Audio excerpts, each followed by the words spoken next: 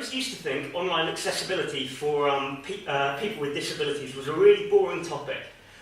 which is a great way to start a presentation when you're going to talk about it, but I've realised actually I was wrong. So today I want to explain why so many people come to the same conclusion that I did, and consequently how many entrepreneurs are missing the massive opportunity that is accessible software, and disabled people don't get the tools they need.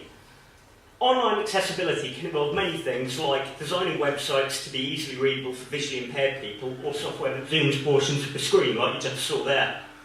The reason I found these sort of things dull isn't as you might immediately expect, because I personally have no need for accessible software, because many of us work in fields and work on hugely interesting projects for which we're not necessarily the target demographic. Now, I've always been interested in commercial things. That was an example of commercial things, sort of commercial things that I enjoy and have been involved with on that last slide. And accessibility has always seemed to me to be inherently uncommercial, more like something that would get in the way of making cool products than something I could actually get excited about. So the basic reason many people have this view of accessibility as being uncommercial and uninteresting is, my slides are running away with me, but as it's often something crammed in at the last minute as a box-ticking exercise to a project, shoehorned into other projects that were never intended to be about accessibility, when really it's a sector of the tech industry in its own right, with fascinating products like any other sector.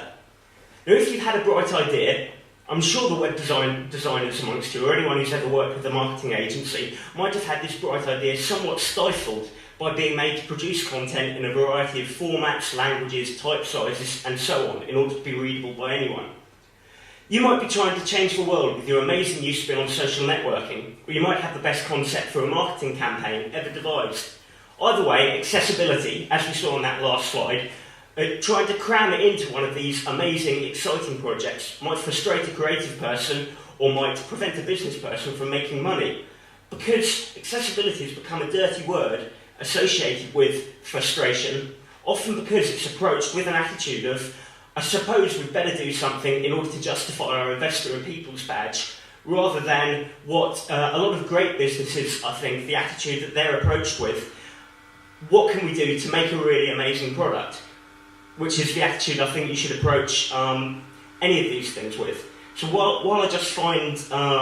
my notes again, the reason I've developed an interest in digital accessibility is because my partner works for the charity we saw on that last slide there, sort of like that game where you answer the question someone asked before, the way I'm presenting this, but never mind. So the reason I've developed this interest in accessibility is because my partner deals with a lot of the sort of software that accessible people use. So through this, I've seen accessibility isn't just delivered via this tiresome administrative process, but it's actually something real people use every day, and it really does improve people's lives. And that's exactly the sort of mass market, interesting product loads of people would want to be involved in. So how many startups, some more frivolous ones we saw on the screen a moment ago, how many tech companies can say that sort of thing?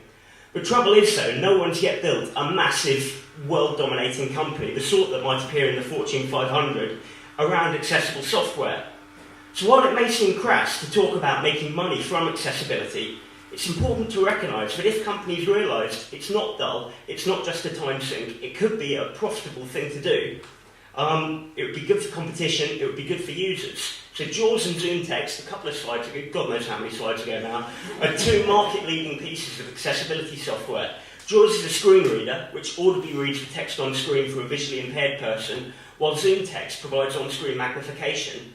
And both of these packages are quite unaffordable for home users at over £400 each. So the existing market could really do with shaking up, and I believe that will only happen when the financial incentives for businesses to do so are clear. Google have built a business around giving stuff away for free, search, email and so on, so they can get as many people looking at their adverts as possible. So wouldn't it make financial sense for companies to provide free accessibility software in order to attract as many users as possible that they can monetize elsewhere in the same way Google gives away free services? And wouldn't it make financial sense for a startup to build a business around accessible software with the aim of being acquired by a massive tech company like Google, like Apple, who we saw a couple of slides ago? And when accessibility is moved in this way, from being an annoying box you have to tick at the end of a project to a whole challenge that you can define yourself from the ground up, doesn't it become a much more attractive prospect creatively sort of dealing with the two issues that I said are one of the reasons a lot of the people see accessibility as being quite dull. So, in summary, I think accessibility is a missed opportunity for tech businesses, and by re-evaluating how it's delivered, businesses can be encouraged to get involved in it, bringing about real benefits of accessibility to the people who actually need them. Thank you.